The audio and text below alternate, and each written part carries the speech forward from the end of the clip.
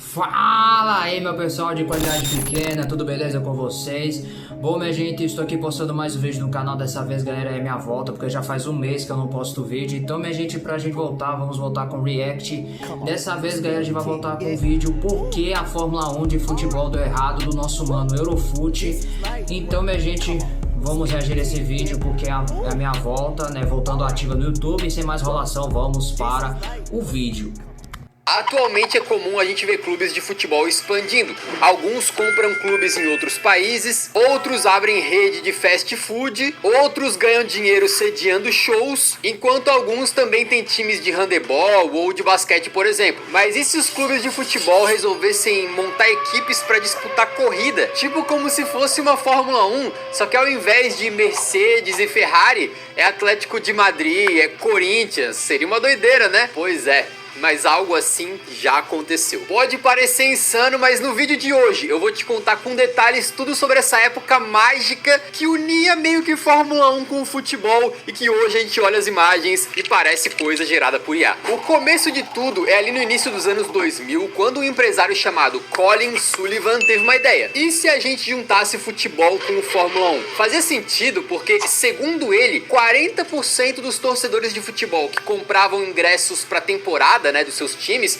também tinham interesse em automobilismo. Ele, como um bom empresário, pensou, peraí, tá aí uma forma de eu ganhar dinheiro. Basicamente, ele queria então criar uma nova categoria para competir com a Fórmula 1 que fosse daquele jeito, em vez de McLaren e Ferrari, tivesse Real Madrid ou Bayern de Munique correndo. E pensa comigo, o torcedor médio de futebol que não acompanha a Fórmula 1, se lança uma nova categoria de automobilismo, o cara não vai nem ouvir falar. Agora, se lança uma nova categoria em que o time dele tá correndo, tu pode ter certeza que ele vai ter algum interesse pelo menos. Mal comparando, é como na época de Olimpíadas, quando a gente para pra ver um monte de esportes que a gente não conhece muito, só porque a gente tá torcendo pro nosso país. E com isso, a ideia desse cara ganhou tração. Ela recebeu o nome, Premier One Grand Prix. A Federação Internacional de Automobilismo, a FIA, aprovou e times como Leeds e Benfica confirmaram a participação, achando que eles iam conseguir fazer algum dinheiro com isso. Esses clubes basicamente estavam emprestando as suas marcas para serem utilizadas nos carros, já que não era esperado dos clubes qualquer investimento nessa categoria. Só que as empresas envolvidas nesse projeto tiveram problemas financeiros, tiveram dificuldades em atrair novos clubes para montar um grid de largada ali, e a ideia inteira da Premier One foi pro buraco. Aparentemente, o empresário idealizador lá, o Colin Sullivan, perdeu cerca de 100 milhões de dólares que ele tinha investido no projeto. Mas se tu for pensar, não era a pior das ideias. Eu adoraria ver o Hamilton dirigindo um carro do Tottenham, deixando o Verstappen na poeira. Então, anos depois, um outro cara que esteve envolvido nesse projeto, ele chamava Robin Webb, resolveu ressuscitar a ideia. E agora seria pra valer. Em 2008 surge então o que foi chamado de Super League Fórmula, um projeto com as mesmíssimas intenções do anterior, só que agora executado com perfeição. Diversos dos maiores clubes globais do futebol aceitaram participar, como Milan, Liverpool, Atlético, Dortmund e até Flamengo e Corinthians, gerando esse tipo de imagem aí que a gente olha e fala, cara, não é possível que isso é verdade, Mas realmente aconteceu. Aí tu sabe aquela coisa de falar que o futebol é o jogo bonito? Então, o slogan da Super League Fórmula era corrida bonita, futebol a 300 km por hora. Cringe, com certeza, mas passava esse espírito ali de que tá juntando os dois esportes, E claro, para que isso saísse do papel, teve investimento pesado por trás. Inclusive na Mongólia, chegaram a construir um novo circuito que custou cerca de 80 milhões de euros com o intuito de receber a Super League. Ou seja, que tinha hype naquele momento, tinha. E aí a gente se pergunta, pista na Mongólia ou a contratação do Nicolas Pepe pelo Arsenal? Qual que foi o pior investimento? E se tem outra parte muito interessante aqui, é de como que eram os carros. E para falar sobre isso, o craque Sérgio Siverli do Boteco Fórmula 1, que fez esse vídeo com a gente aqui do Eurão, vai contar como eram as coisas. Fala pessoal do Eurofut, tudo bem? Sérgio do Boteco aqui, que legal aparecer para falar um pouco sobre a história dessa categoria maluca, os carros, eram todos iguais, o que na prática significa que a diferença acaba sendo mais na qualidade dos pilotos. Os carros eram idênticos com um motor V12 de 4 litros com 750 cavalos de potência. Isso significa que o motor é grande, que ele bebe pra caramba e 750 cavalos é muita potência. Pode ter certeza, tá? Apesar dos carros serem muito rápidos, eles tinham um tempo de volta superior a 10 segundos ao que a Fórmula 1 fazia no mesmo circuito. É difícil comparar categorias com a Fórmula 1, ainda mais essa muito embrionária, né? Mas essa ideia de ter carros mais simples é de propósito, tá? Para facilitar disputas por posição. Como os modelos da Fórmula 1 são complexos, você vê uma foto de um carro de Fórmula 1 na época, você vê um monte de asa para cima e para baixo. Por causa disso, a categoria, a Fórmula 1, sofria muito com dificuldades de ultrapassagem, porque quanto mais asas um carro tem, mais turbulência ele gera, sabe? E quanto mais aerodinâmica, mais rápido o carro. Porém, é pior para disputas de posição, porque um piloto que quer ultrapassar o outro vai sofrer muito com o ar turbulento e quente. Então, eles eram um pouco mais lentos. Além disso, eles eram muito pesados e difíceis de dirigir, tá? 700 quilos para um carro de Fórmula em 2008 é surreal, é muito pesado. Mas pelo menos, né, motor V12 ia fazer um barulho gigantesco.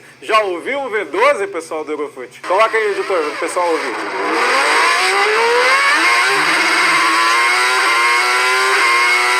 Esses carros foram aprovados em testes de segurança, tá? Tudo bem certinho, de acordo com especificações da FIA. Mas o qualifying, era bizarro. As classificações tentavam emular o futebol de um jeito bizarro, tá? Basicamente, um sorteio dividia os pilotos em grupos. E aí os mais rápidos do grupo entravam num mata-mata, com quartas de final, semis, até que tinha uma final entre 2 pilotos para ver quem ficava com a pole position, sabe? Bem no estilo de campeonato de futebol mesmo. É estranho, né, pro automobilismo isso, eu confesso, tá? A gente do mundo do automobilismo não tá acostumado a ver isso. Mas eu vou te falar que a ideia era interessante. Eu ia gostar de ver algo assim na Fórmula 1. Vamos falar então da primeira temporada da Super League, que foi lá em 2008. A competição teve a participação de Milan, Galatasaray, PSV, Al Ain, Flamengo, Anderlecht, Olympiacos, Basel, Dortmund, Beijing Goan, Corinthians, Atlético de Madrid, Porto, Rangers. Caraca, até o Beijing Goan participou.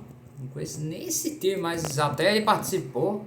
Sevilha, Liverpool, Roma e, claro, o poderoso Tottenham Hotspur. Naquele ano foram 12 corridas com 6 circuitos e funcionava assim. Tinha uma classificação para a primeira corrida no sábado, daquele jeito esquisito que a gente acabou de falar. Aí no domingo rolavam 2 corridas, uma depois da outra. Eles pegavam os resultados da primeira corrida e invertiam para definir a largada da segunda, tá? Então quem terminou em primeiro na primeira corrida, largava em último na segunda, entendeu? Esse é o famoso grid invertido. Em geral, os pilotos eram ex-Fórmula 1 ou jovens que estavam começando ainda, tá? Por exemplo, o piloto do Flamengo, é isso mesmo, Flamengo, era o Tuca Rocha, que passou pela Stock, F3000 e infelizmente, tá, o Tuca faleceu num acidente de avião na semana do GP Brasil de 2019. Eu lembro que eu tava em Interlagos e quando a notícia chegou, todo mundo ficou chocado. O Corinthians, meu timão, tinha o Andy Susak. E eu confesso pra você que eu fiquei procurando pra ver se ele tinha algum parentesco com o Thomas Susak do West Ham. Você já ouviu, né? Tu joga aí FIFA, PES, tu já viu esse cara até na Premier League, né? E o Antônio Pisoni é o Jungle Boy, né? O garoto da Amazônia, que passou pela Fórmula 1, correu pela Jaguar e pela Williams, também participou dessa liga. Outros pilotos famosos que passaram pela Super League foram o Henrique Bernoldi, um brasileiro que correu pela Arrows no início dos anos 2000, o Sebastian Bourdais, que foi companheiro do Sebastian Vettel na Toro Rosso lá em 2008, e o Giorgio Pantano, que tem um nome muito bom. Esse cara era considerado um fenômeno no kart. Para você ter ideia, o Hamilton tinha pôster dele no quarto da casa dele, porque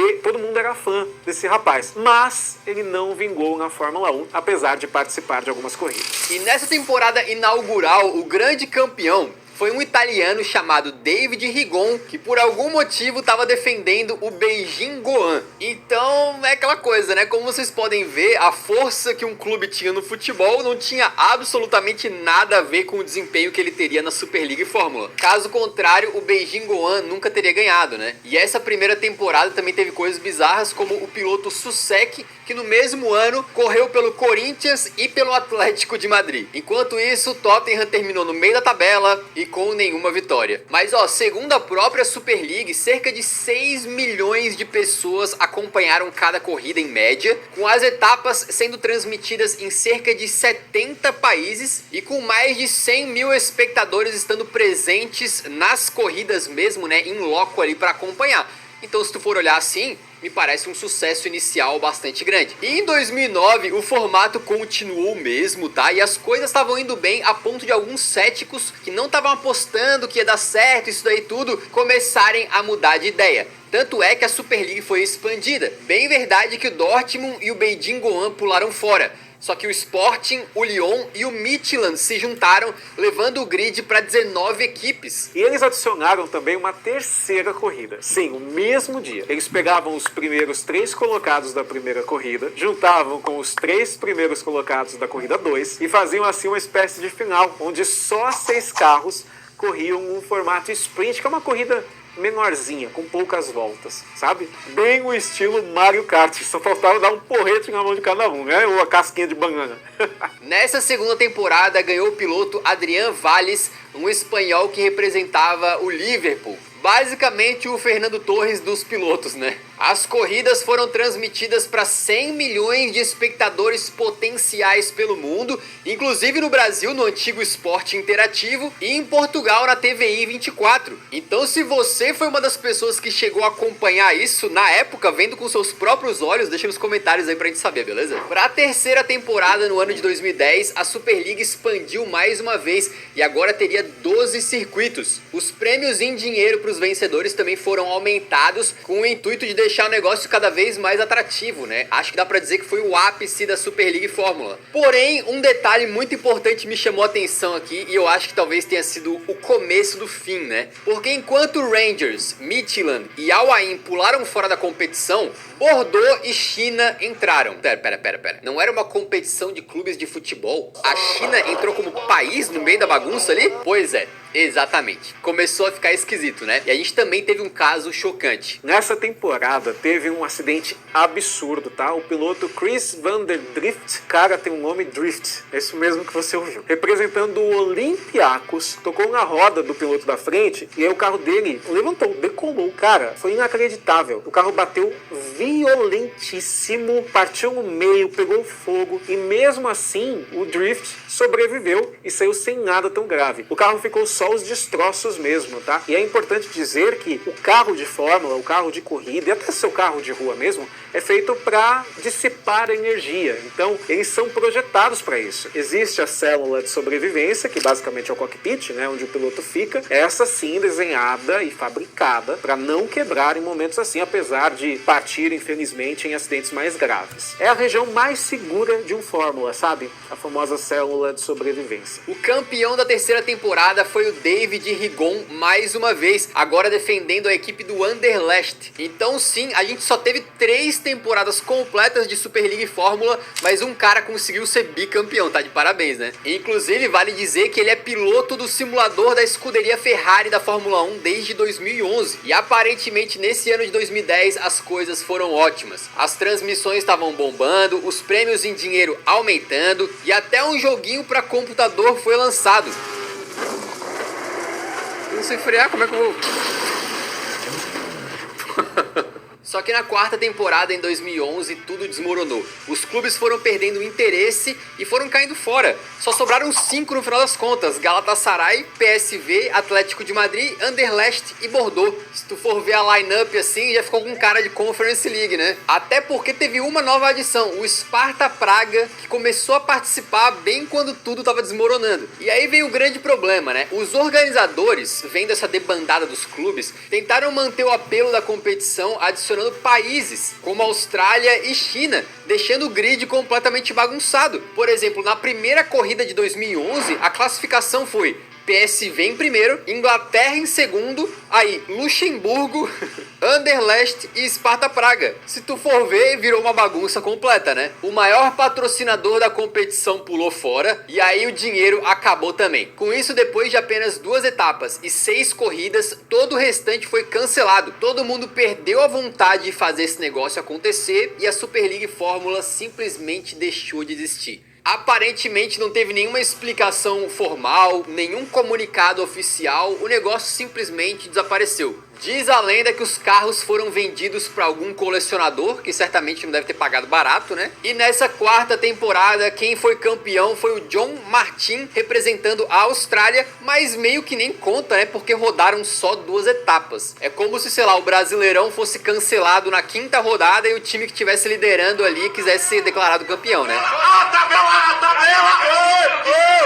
No final das contas, parece que um dos principais problemas é que foi ficando claro que não tinha nenhuma conexão entre o clube de futebol e o carro que representava ele nas corridas, além da pintura na lataria. Os pilotos não eram torcedores dos clubes que eles representavam, frequentemente eram de uma nacionalidade completamente diferente e até ficavam trocando. Então o torcedor do Flamengo, por exemplo, que estava interessado em assistir a Super League Fórmula em 2010, viu um italiano, um britânico e um espanhol, que para ele eram caras completamente aleatórios, dirigindo o carro do Fla, então não tinha nenhuma conexão, sacou? Diz a lenda que um dos únicos clubes que estavam realmente muito empolgados em fazer essa conexão aí do automobilismo com o futebol era o Anderlecht da Bélgica. Eles levavam os mecânicos da Super League Fórmula para assistir os jogos do time de futebol no estádio, e os fãs da parte do futebol chegaram a parar os pilotos do clube na Super League para tirar foto e pá e tal. Um dos pilotos da Super League, o Craig Dolby, diz que a Super League mudou a carreira dele, porque ele fez contatos lá dentro e hoje trabalha como piloto dublê em filmes de Hollywood, como Missão Impossível, por exemplo. Mas fora isso, hoje ficou esquecida, né? O que sobrou foram as imagens fantásticas, que nem parecem reais, né? Ainda mais nessa época de IA. E hoje em dia tem uma separação bem grande entre Fórmula 1 e futebol. Fora o Mbappé dando bandeirada, o Tottenham tendo um kart da Fórmula 1 no seu estádio, né? O Chelsea colocando um logo no carro da Sauber. Meio que esses mundos não se entrelaçam